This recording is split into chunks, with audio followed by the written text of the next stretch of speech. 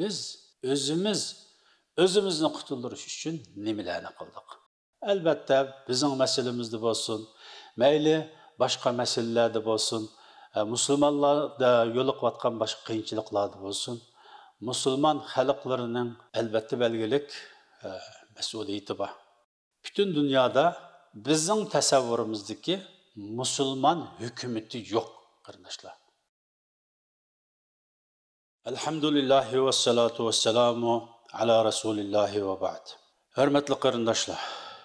An Shaddad ibn Aws radıyallahu anhu قال رسول الله صلى الله عليه وسلم الكيس من دان نفسه وعمل لما بعد الموت والعاجز من اتبع نفسه هواها وتمنى على الله الأماني.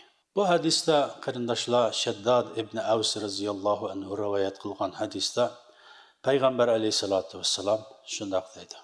Aqlli bilan aqlsizni bu hadisda ayiradi. Ya'ni aqlli inson o'z nafsidan hisob olib o'lgandan keyingi holatga tayyor bo'lgan insondir deydi. Buningdan ojiz inson o'zining nafsining havoyi havasiga agishib Allah tabarak ve taalaga faqat o'zining istak arzularini, tasavvurlarini, xiyollarni, yaxshi xiyollarni men Allohning bandasiga namoz o'qimasammi, yaxshi amallarni qilmasammi, Alloh g'afurur rahimgo deb Allohga o'zining yaxshi tasavvurlarini qo'yib qo'ygan odam bu ojiz inson deydi qarindoshlar. Ya'ni bu Payg'ambar alayhisolatu vassalamning hadisi bu meseleni ölümge tayyorlik qilish, o'limdan keyingi holatga tayyorlik qilishni nihoyatda aniq shaklda bayon qilyapti qarindoshlar.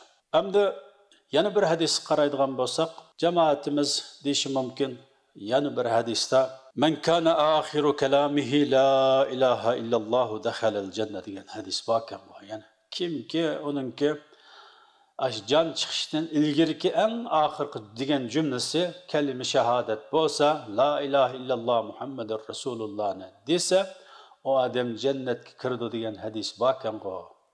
Deyishi mumkin. To'g'ri, bu hadis bor, sahih hadis. Ammo buning ma'nosi hargizmi siz bütün ömrünüz bo'yicha yomon amalni qilib bu kalimani deb qo'ysangiz buning hisobi yo'q. Hammadan xalos bo'lasiz degan ma'noni bildirmaydi qarindoshlar. Shuning uchun biz Qur'oni Karimning oyatlariga qaraydigan bo'lsak, innallazina amanu va amilus solihat. İnnellezine amenu ve amilus salihat. Köp yerlerde tekrarlanadi. Yani bu yerde mümin, musulmon bo'lgan adam yaxshi ish qiladi degan ma'noni aniq shaklda bayon qiladi. Mümin, musulmon bo'lgan adam yomon ishni qilib selish mumkin, ammo oxirida yaxshi ishni qilishi lozim. Ya'ni mushu hadisda bu, shu inson mushu kalimani, mushu jumlani tili bilan deb dili bilan tasdiqlab, amaliyati bilan amal qilsa degan bir ma'no mushu hadisninki, mushu kalima shahodatning ostida bor degan. Unda bo'lgankan qarindoshlar, biz ya'ni bu hadisdan yo'lga chiqib, biz Sharqiy Turkistonlik bo'lish sifatimiz bilan o'zimizga ba'zi savollarni qo'yishga to'g'ri keladi. Balki bu savollar ochiq, haqiqat ochiq qarindoshlar. Bu savollar nima deganda biz Sharqiy Turkistonlik bo'lish sifatimiz bilan o'ylab qolamizki, biz shunda zulmda yashayotsak, dushmanimiz shunda zulmni oshkora qilyotsa, butun dunyo bizningki bu qilinayotgan zulmga qaramayotidi. Buningga diqqat qilmayotidi. Yordam qo'lini sunmayotidi. Hatto qarindoshlarimiz bu deb qarg'agan insonlarimiz sunmayotidi qarindosh yordamini deb. Buni biz deb qolamiz, hatto Facebook sahifalarimizda buni ochiq-oshkor yozib solamiz. Ammo uningdan ilgari qarindoshlar, biz o'zimizni qutuldirish uchun nimalarni qildik? Shu cho'ng tarafdan desak, innallazina amanu va amilus solihatni ikkisini bir vaqtda qila oladikmi? Shu insonlarning qatorisidan va amilus solihatning qatorisidan bo'la oladikmi degan bu savolni so'rasak, inshaalloh bizningki boshqalarga atayotgan vazifalarimizga albatta javob chiqadi deb o'ylayman. Albatta yana bir narsani deb o'tash lozimki, albatta bizning masalamizda bo'lsin, mayli boshqa masalalarda bo'lsin, musulmonlarda yo'liqayotgan boshqa qiyinchiliklarda bo'lsin, musulmon xalqlarining albatta belgilik mas'uliyati bor.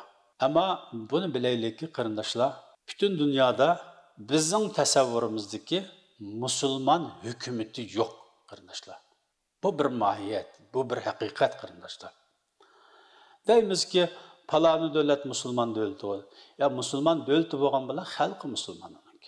Ama hakimiyeti İslam bilan hech aloqasi yo'q. Shuning uchun biz masalalarga baho bergan vaqtida eng boshda özümüzni birinchi safda turib baho bersak, inshaalloh to'g'ri javob chiqqan bo'ladi. Boshqalardan bak jiq xafolab ketmaymiz. Boshqalarningki ahvoli, ba'zi davlatlar, ba'zi xalqlarningki moddiy ahvoli bizning ahvolimizdanmi, hozirgi ahvolimizdanmi xatar bir ahvolda yashayotgan ahvollar bor qarindoshlar. Bunun tafsilotiga kirsak vaqtimiz jiq ketadi. Alloh hammamizni dinimizni eng to'g'ri shaklda tushunadigan insonlardan qilsin. Ölüm uchun, ölümden keyin keladigan oxiratga tayyorlik qila oladigan, o'zimizni ojizlarning qatorisidan emas, kuchliklarning qatorisidan bo'lgan musulmonlardan qilsin. Alloh bütün ishlarimizni oson qilsin. Sharq Turkistonimizni shu zolimning qo'lidan ozod qilib bersin. Onundan keyin Xitoy zolimlarini Sharqiy Turkiston xalqininki qo'li bilan jazolab bersin. Alloh tabarak va taolo hammaga qodirdir. Va oxiru da'vana anil hamdulillahi robbil alamin.